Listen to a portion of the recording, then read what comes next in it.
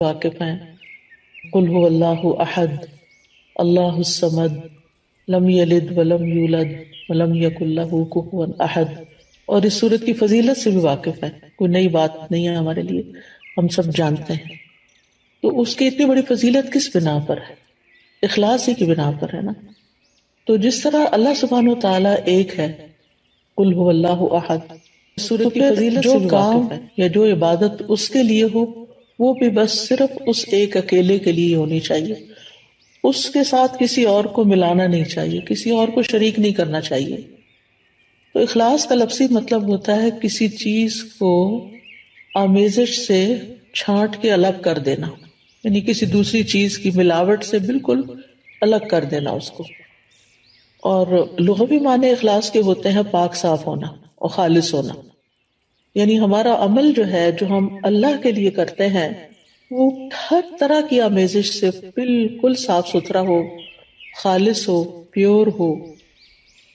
اور امام راغب اصفہانی جو ہیں، آپ لوگوں نے ان کا نام سنا ہوگا، مفردات القرآن کے نام سے قرآن مجید کی ڈکشنری ہے اور بہت ہی بہترین ڈکشنری ہے. ہر قرآن کے طالب علم کو اس سے واقفیت ہونی چاہیے. تو امام راغب اصفہانی لکھتے ہیں کہ الاخلاص التبری عن کل ما دون اللہ تعالی. اخلاص یہ ہے کہ اللہ کے علاوہ ہر ایک سے دل کو پاک کر لیا جائے، یعنی جب ہم اللہ کے لیے کوئی کام کرتے ہیں تو بس وہ صرف اللہ کے لیے ہو، کسی اور کے لیے نہ ہو. اس کے بارے میں کئی ایک اقوال ہیں، لیکن جیسے عز ابن عبد السلام کا قول ہے، وہ کہتے ہیں کہ اخلاص یہ ہے کہ انسان اطاعت کے کام کو اللہ اکیلے کے لیے خالص کرتے ہوئے انجام دے. کس طرح؟ وہ اس طرح کہ اس عمل کے ذریعے سے لوگوں سے اپنی تعظیم اور توقیر یعنی عزت کا ارادہ نہ کرے، یعنی کوئی اچھا کام کر کے پھر وہ لوگوں سے توقع نہ رکھے کہ اب چونکہ اس نے اچھا کام کر لیا اس لیے سب اس کو عزت دیں. مثال کے طور پر اگر ایک ٹیچر ہے، میں اپنے آپ کو ہی لیتی ہوں کہ مجھے تعلیم دینے کے بعد، پڑھانے کے بعد، سکھانے کے بعد جن کو میں سکھا رہی ہوں ان سے یہ توقع نہیں رکھنی چاہیے کہ اب چونکہ میرا ان پہ احسان ہے لہٰذا یہ اس کا بدلہ کم از کم اس صورت میں تو ضرور دینا کہ یہ مجھے رسپیکٹ دیں، اور اگر وہ رسپیکٹ نہ دیں تو پھر مجھے بہت برا لگے اور میں ڈسہارٹ ہو جاؤں اور پھر میں اپنا کام چھوڑ دوں اور لوگوں سے بدظن ہو جاؤں اور پھر ان کے خلاف ادھر ادھر غیبت چغلی شروع کر دوں اور فرسٹریشن کا شکار ہو جاؤں. تو یہ سارا نتیجہ کس بات کا ہے کہ میرے اصل کام میں اخلاص ہی نہیں تھا. تبھی تو میں اس نتیجے پہ پہنچی، اس ہلاکت کے گڑھے میں کہ فرسٹریشن کا شکار ہوئی، اور اس فرسٹریشن میں پڑھ کے پھر میں نے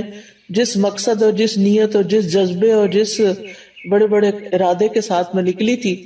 وہ تو وہیں رہ گیا نا، وہ تو چلا گیا کہیں اور، ختم ہو گیا سب کچھ. پھر وہ کہتے ہیں کہ اور نہ کوئی دینی نفع حاصل کرنے کا مقصد ہو اور نہ کوئی دنیاوی نقصان دور کرنے کا ارادہ ہو، یعنی کچھ بھی اور نہ، ہر چیز ہٹا دی جائے سوائے اس کے کہ اللہ کی رضا سامنے ہو. اسی طرح یہ بھی کہا جاتا ہے کہ اخلاص کا صحیح مفہوم یہ ہے کہ انسان زندگی میں جو بھی عمل کرے اور جس سطح کی اور جس شکل کی بھی عبادت کرے، یعنی عبادت کی مختلف شکلیں ہیں نا، ایک تو نماز روزہ ہے ہی ہماری فارمل عبادت، اور ایک اس کے علاوہ جو ہے وہ جیسے امام ابن تیمیہ نے عبادت کی تعریف کی ہے نا کہ ہر قول اور ہر عمل جو ہے ظاہر ہو یا باطن ہو وہ اللہ کی تعظیم اور محبت کے ساتھ کیا جائے. یعنی جتنے بھی ہمارے ظاہری اعمال ہیں یا باطنی اعمال اگر وہ اللہ کے لیے کیے جا رہے ہیں تو ساری عبادت بن جاتے ہیں، اللہ کے بتائے ہوئے طریقے کے مطابق ہیں، اس کی رضا کے مطابق ہیں. تو بہرحال جتنی بھی عبادت کی شکلیں ہیں تو انسان کا دل اس عبادت اور عمل میں صرف اور صرف اس بات پہ مطمئن ہو کہ میں یہ عبادت صرف اللہ تعالیٰ کی رضا کے لیے کر رہا ہوں. اور اسی طرح انسان اپنے دل کو ہر طرح کے نفسانی، ظاہری، باطنی خواہشات سے پاک کرے اور اپنی ساری حرکات، سکنات اور ہمارے خیالات اور یہ جتنی بھی چیزیں ہیں ان سب میں صرف اللہ سبحانہ وتعالیٰ کی رضا مقصود ہو. یعنی ہم ایک ہاتھ بھی اٹھائیں، ہمارا مسکرانا بھی، ہمارا دیکھنا بھی، ہمارا چلنا پھرنا، یعنی جو ہی ہمارے ذہن میں یہ خیال آئے کہ فلاں مجھے دیکھ کے کہے گا واہ کیا اسمارٹ ہے یا کتنی ایکٹیو ہے یا کتنا، تو فوراً اس طرف سے توجہ ہٹا لی جائے. ایسا شخص لوگوں سے کتنا بے نیاز ہو جاتا ہے نا، لوگوں کی تعریف سے بے نیاز ہو جاتا ہے، لوگوں کی طرف سے پہنچنے والے فائدے کی توقع سے بے نیاز ہو جاتا ہے کہ یہ اس طرح میری قدر کرے گا اور اس طرح مجھے اپریشیٹ کرے گا. یہ ایسا انسان سارے چنگلوں سے ایک طرح سے آزاد ہو جاتا ہے، کیونکہ اس کی نظر صرف اللہ کی رضا پہ لگی ہوئی ہوتی ہے. اللہ سبحانہ وتعالیٰ نے قرآن مجید میں ہمیں حکم بھی دیا ہے سورۃ البینہ میں، وَمَا أُمِرُوا إِلَّا لِيَعْبُدُوا اللَّهَ مُخْلِصِينَ لَهُ الدِّينَ حُنَفَاءَ وَيُقِيمُوا الصَّلَاةَ وَيُؤْتُوا الزَّكَاةَ وَذَلِكَ دِينُ الْقَيِّمَةِ. اور انہیں اس کے سوا حکم نہیں دیا گیا کہ وہ اللہ کی عبادت کریں اس حال میں کہ اس کے لیے دین کو خالص کرنے والے، ایک طرف ہونے والے ہوں، اور نماز قائم کریں اور زکوٰۃ دیں، اور یہی درست دین ہے. وَذَلِكَ دِينُ الْقَيِّمَةِ. اسی طرح اللہ سبحانہ وتعالیٰ صرف اس عمل کو قبول کرتے ہیں جو صرف اس کے لیے ہوتا ہے. نبی صلی اللہ علیہ وسلم فرماتے ہیں کہ اللہ تعالیٰ فرماتا ہے میں بہترین شریک ہوں، پس جس نے کسی کو میرے ساتھ شریک کیا تو وہ عمل اسی شریک کے لیے ہے. یعنی کسی اور کو اگر آپ اس میں شامل کر لیں گے تو وہ عمل اس کا ہو جائے گا، اللہ تعالیٰ کے لیے نہیں ہوگا. اے لوگوں اپنے اعمال کو اللہ کے لیے خالص کرو، کیونکہ اللہ عز و جل اسی عمل کو قبول کرتا ہے جو خالص اسی کے لیے کیا جائے. اب سوال یہ پیدا ہوتا ہے کہ پھر اخلاص کے نتائج کیا ہوں گے، فوائد کیا ہوں گے، ثمرات کیا ہوں گے؟ پہلی بات تو یہ ہے کہ انسان کے اعمال قبول ہوں گے. ہم جو تھک رہے ہیں، محنت کر رہے ہیں، دن رات بھاگ دوڑ میں لگے ہوئے ہیں، ہماری زندگی کا ایک ایک لمحہ جو استعمال ہو رہا ہے، یہ سارا میزان میں ہماری حسنات میں شامل ہو جائے گا. یعنی یہ سب سے بڑا فائدہ ہے،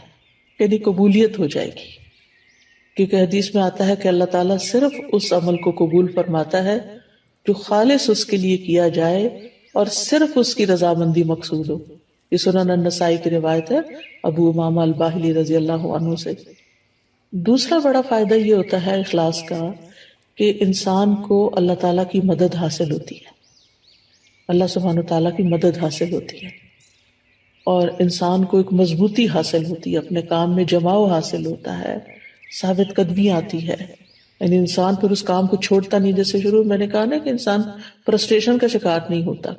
کہ میرا نہیں خیال مجھے یہ کام کرنا چاہیے کیونکہ کوئی مجھے نتائج نظر نہیں آ رہے، اس کے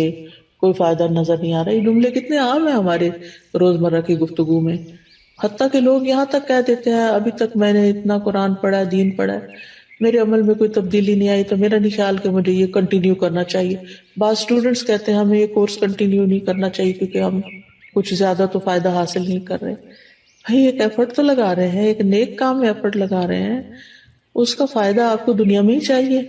اور لوگوں کو دکھانے کے لیے چاہیے کہ آپ بہت اچھے ہو چکے ہیں. اللہ کے ہاں اگر وہ قبول ہو رہا ہے اور جمع ہو رہا ہے تو وہی سب سے بڑا فائدہ ہے کہ آپ کا وقت فضول کاموں کی بجائے ایک اچھے کام میں استعمال ہو رہا ہے. تو اس طرح یہ ہے کہ انسان کے اندر ایک مضبوطی آتی ہے اور وہ نیک کاموں کو چھوڑتا نہیں ہے. اور جیسے پہلے بھی بات ہوئی کہ قبولیت آتی ہے اور اللہ سبحانہ وتعالیٰ انما یتقبل اللہ من المتقین. تو جب قبول ہوتا ہے عمل تو پھر مدد بھی آتی ہے اللہ سبحانہ وتعالیٰ کی. اچھا، تیسرا فائدہ کیا ہے؟ تیسرا فائدہ یہ ہے کہ انسان کا دل جو ہوتا ہے وہ بہت سی بیماریوں سے پاک ہو جاتا ہے، دل کے امراض کا علاج ہو جاتا ہے. یہ بالکل ایسے ہی ہے نا جیسے اگر کسی میلے برتن میں آپ صاف پانی ڈالنا شروع کر دیں تو وہ ڈالتے ڈالتے جو اس کا میل کچیل ساری دھل دھلا کے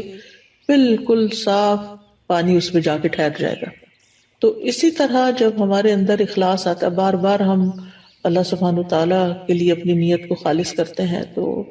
وہ نیک کام جاری رکھتے ہیں، اور جتنا وہ جاری ہوتا ہے تو وہ جاری پانی کی طرح ہوتا ہے جو ہمارے دل کے اندر پھر جتنی بھی میل کچیل ہے اس کو باہر نکال دیتا ہے. تو دل کی بیماریاں، سب سے بڑی بیماری تو نفاق کی ہے، اور نفاق اپوزٹ ہے اخلاص کا. پھر اسی طرح نفاق کی جو علامتیں ہیں اور دیگر جو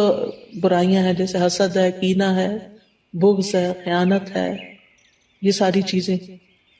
پھر اسی طرح یہ ہے کہ حدیث میں آتا ہے 3 چیزیں ایسی ہیں جن کی وجہ سے ایک مسلمان کا دل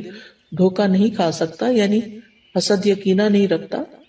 ایک ہے کہ اللہ کے لیے خالص عمل کرنا، دوسرا ہے مسلمانوں کے ائمہ کے ساتھ خیر خواہی کرنا، یعنی اپنے لیڈرز کے ساتھ خیر خواہی کرنا، اور تیسرا مسلمانوں کی جماعت سے جڑ کے رہنا۔ بے شک دعا مانگنا ان کی حفاظت کرتا ہے، یعنی مسلمانوں کی